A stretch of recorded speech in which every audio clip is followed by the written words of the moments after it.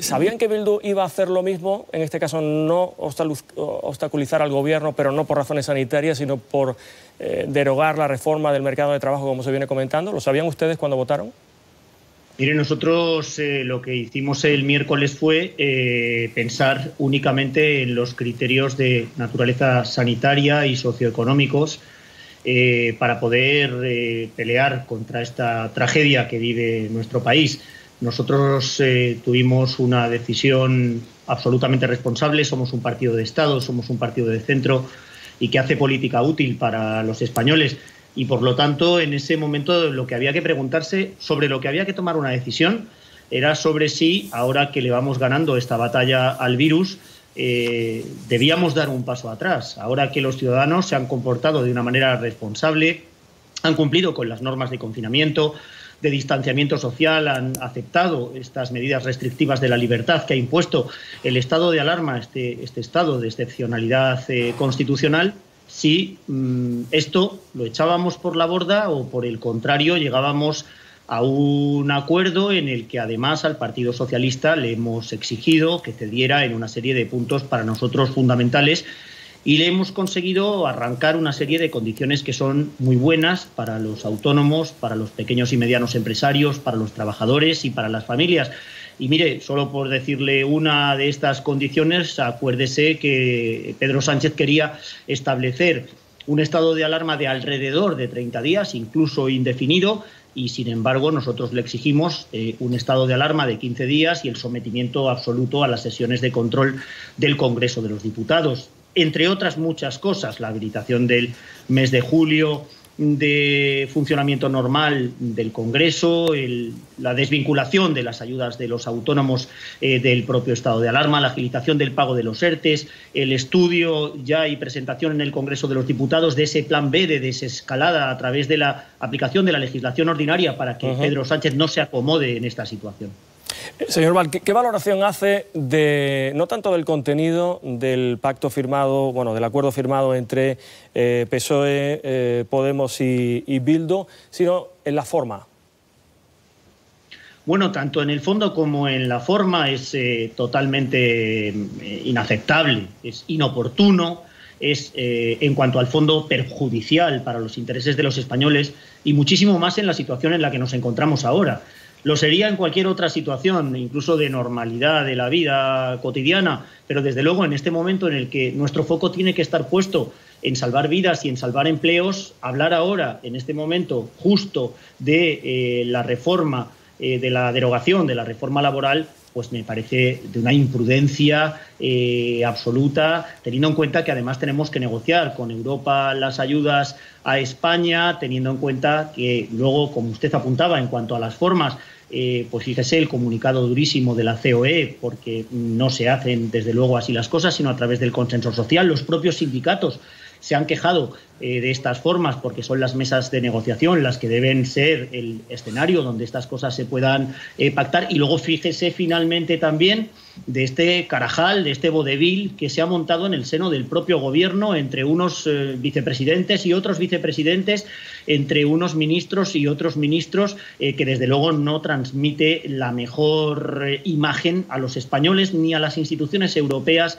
de lo que debe ser un gobierno serio para una nación.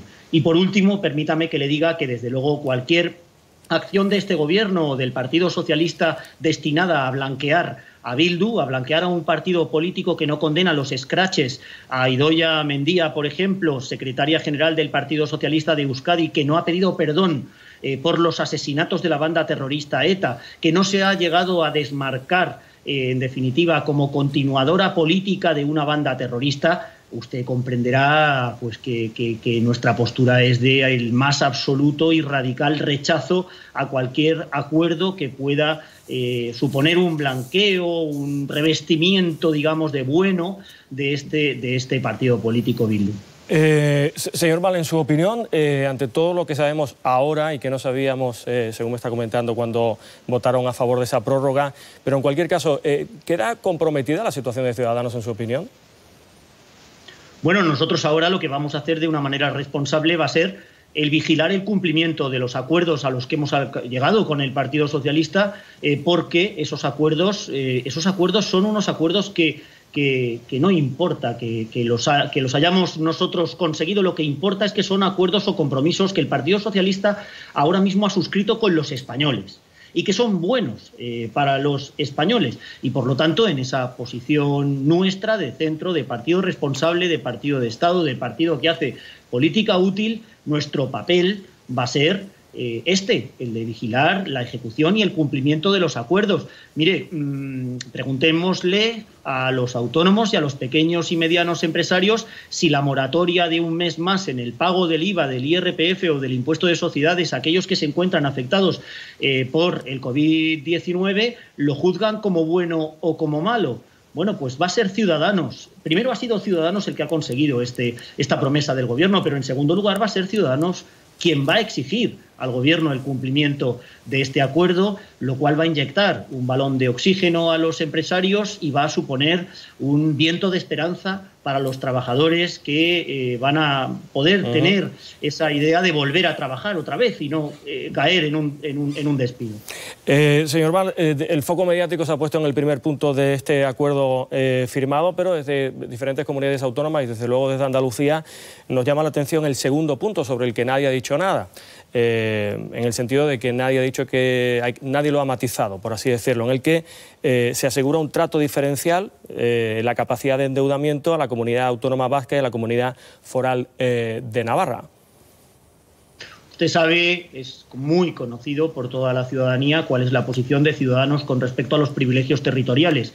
Nosotros somos un partido que defiende que todos los ciudadanos en todas partes del territorio nacional somos ciudadanos libres y ciudadanos iguales. Somos ciudadanos que merecemos el mismo trato por parte de las administraciones públicas y siempre hemos entendido, y lo hemos dicho por activa y por pasiva, que todos los ciudadanos en todas las partes del territorio nacional deben tener el mismo tratamiento. Este es un partido que nace precisamente en Cataluña como reacción frente al nacionalismo y al independentismo. Fuimos los primeros que alzamos la voz frente a esta situación de privilegio que una parte del territorio nacional pretendía. Nos llamaban alarmistas, nos llamaban tremendistas, decíamos que, bueno, que queríamos generar una situación de inseguridad y de caos y lamentablemente teníamos razón en los análisis que hacíamos respecto a dónde iba a llegar el independentismo. Por eso le he dicho, y se lo reitero ahora, que este acuerdo entre estas dos formaciones o tres formaciones políticas, Podemos, PSOE y Bildu, nos parece absolutamente rechazable, inoportuno. Bueno, y no me hace falta poner más adjetivos, utilizo los de Nadia Calviño, contraproducente. Están con nosotros Carlos Navarro, Antonio Naranjo y Carlos Cuesta. Carlos Cuesta, tu turno. Sí, Edmundo, ¿qué tal? Yo entiendo el argumento de tener que elegir entre un gobierno como este y tener que elegir entre una situación de control sanitario, pero le quiero preguntar, Edmundo, por si usted tiene la sensación de que el mismo gobierno que es capaz de pactar en la trastienda mientras les está dando a ustedes esta negociación es capaz de pactar con Bildu, si les produce cierto miedo el hecho de que tenga ahora las manos libres con ese estado de alarma, ¿no? Porque estamos viendo en Madrid, simplemente por dar más datos, algo muy parecido a lo que ustedes sufrieron en Ciudadanos en el Orgullo Gay. Es decir, hay determinada gente que está protagonizando unas protestas contra el gobierno dentro de un derecho de manifestación que hasta la propia Fiscalía ha dicho ya que no queda socavado por el estado de alarma. Y, sin embargo, vemos un reparto de la policía por parte del señor Marlaska que a mí me recuerda a aquel informe fake que les hicieron a ustedes en el Día del Orgullo Gay diciendo que poco menos que ustedes provocaban sus propias agresiones.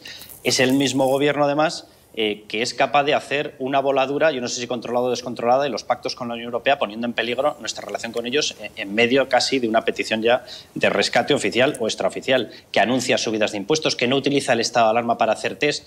A ustedes, independientemente de que hayan tenido que negociar bajo esa presión de una responsabilidad sanitaria, ¿les produce cierto miedo el auge de poder y el ansia de poder que tiene este gobierno?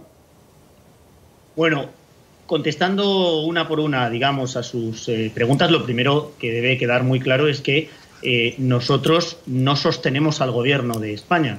Nosotros no somos socios de este gobierno. Nosotros somos la oposición y así seguimos siéndolo. Nosotros el otro día, el miércoles pasado, cuando decidimos nuestro voto, no tuvimos que elegir el gobierno de Sánchez. Nosotros elegimos a los españoles. Nosotros elegimos la vida de los españoles y el futuro de los españoles.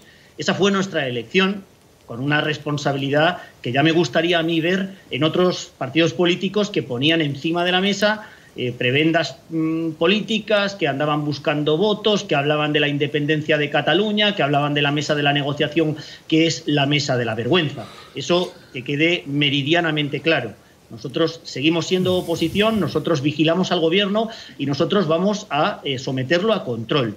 En segundo lugar, respecto a lo que me dice sobre las manos desatadas o libres del Gobierno en este estado de alarma, les recuerdo que uno de los puntos más importantes de esta negociación ha sido precisamente el someter el estado de alarma a un plazo de 15 días, en primer lugar, y en segundo lugar, quizá los medios no se han hecho mucho eco de esta segunda medida, pero para mí me parece una cuestión muy relevante habilitar el mes de julio de este año en el funcionamiento normal del Congreso de los Diputados para que en ese plan B, en ese plan de desescalada ordinaria, ordenada a través de la aplicación de la legislación ordinaria de esta crisis sanitaria y también socioeconómica, el Congreso siga controlando al Gobierno, el Gobierno siga rendiendo cuentas ante el Congreso de los Diputados. Porque fíjese usted, si no fuera así, el día 30 de junio terminaría el periodo ordinario de sesiones y la Diputación Permanente no tiene funciones de control al Gobierno. Sería, como usted bien ha dicho, sería una situación de manos libres, de manos abiertas,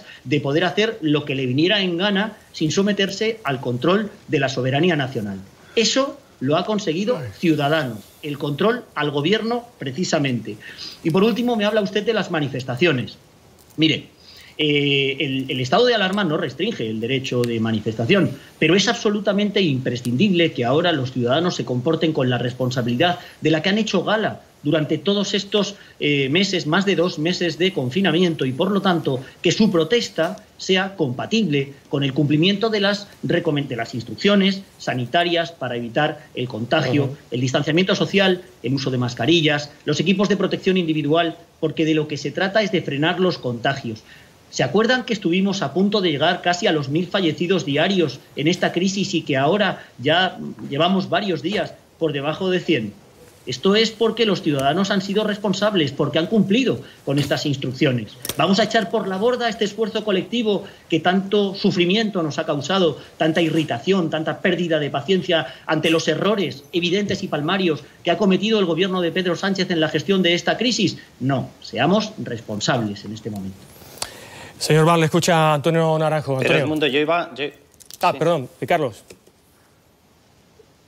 No, que solamente era una puntualización, porque mi pregunta no iba por la necesaria responsabilidad de los manifestantes, sino por el hecho de que en Núñez de Balboa, donde evidentemente no iba a haber disturbios, aparecieran 12 furgonetas de UIP, de unidades antidisturbios, y tuviésemos que ver en Moratalaz o en Alcorcón cómo la gente se pegaba y la dotación policial era ínfima. Y dices, hombre, el señor Marlaska, teniendo en cuenta que la principal dotación, el principal acuartelamiento de UIP, por llamarlo de alguna manera, está pegado a Moratalaz, hombre, desde luego la policía se va a hacer su trabajo. Y seguro que sabía y seguro que le había pasado advertencias, básicamente porque estaban llamando, esas plataformas antisistema estaban llamando desde el día anterior a esa concentración, seguro que sabía que allí hacía falta más dotación policial. Yo no iba tanto por el tema de la responsabilidad, que lo comparto, sino por el tema de la actuación del Gobierno, del ministro Marlaska. Bueno, usted comprenderá que la confianza que yo tengo en el ministro del Interior pues es cercana al cero absoluto. Usted ha puesto varios ejemplos en donde desde luego el ministro del Interior, el tema de que tuvimos que salir escoltados por la policía en la manifestación del 8M, el tema del orgullo gay, en donde el propio ministro incendió a la gente para que arremetiera contra nosotros. El ministro Marlaska está realizando una actuación verdaderamente nefasta de su ministerio. Le voy a poner otro ejemplo que a mí me duele de manera muy especial, y es el bloqueo de la equiparación salarial de las fuerzas y cuerpos de seguridad del Estado con las policías autonómicas. Nosotros hemos peleado muchísimo por este tema y, sin embargo, el ministro Marlaska pues ha tratado de darles pequeñas migajas salariales con respecto a esta equiparación salarial, y finalmente el Gobierno ha bloqueado de una manera radical una pretensión que entendemos desde mi partido, y siempre lo hemos entendido y siempre lo hemos apoyado, que es absoluta y radicalmente justa. Los datos concretos de la intervención policial en Núñez de Balboa, en Moratalaz o en Alcorcón, como es evidente, no los conozco. Antonio Naranjo.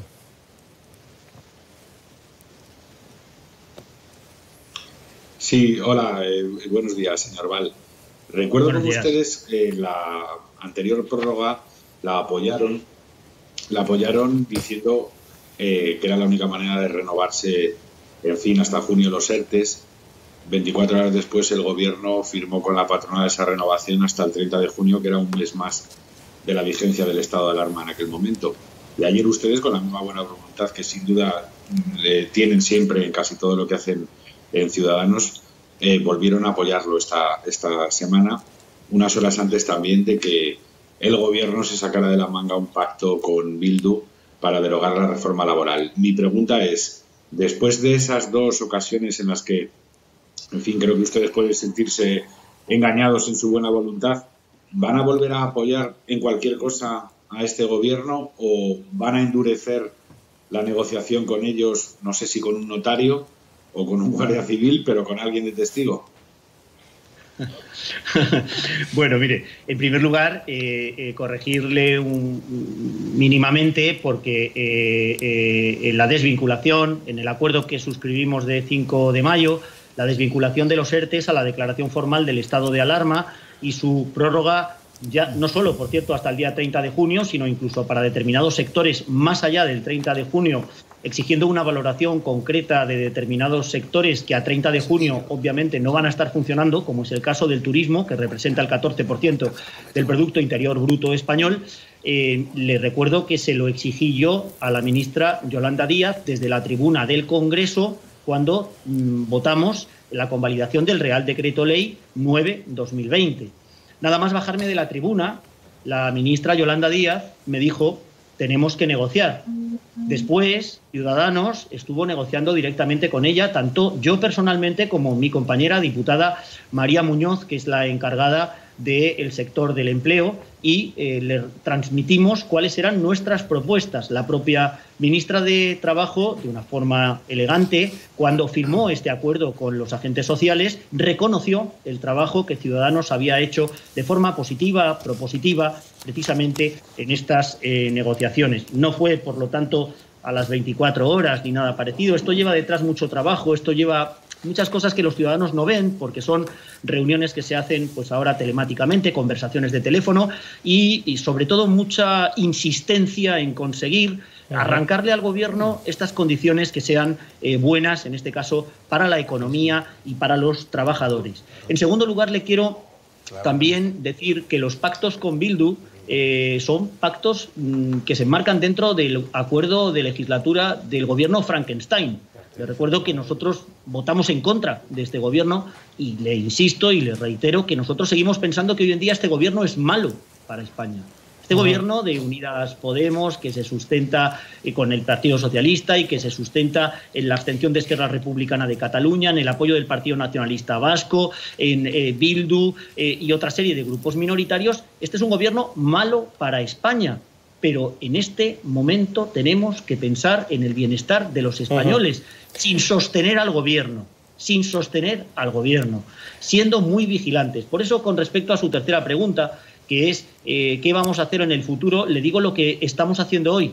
Lo que estamos haciendo hoy es vigilar al Gobierno para que cumpla esos compromisos que tiene con los españoles y que son buenos para los españoles en lo sanitario y en lo económico. Y eso es lo que vamos a seguir haciendo.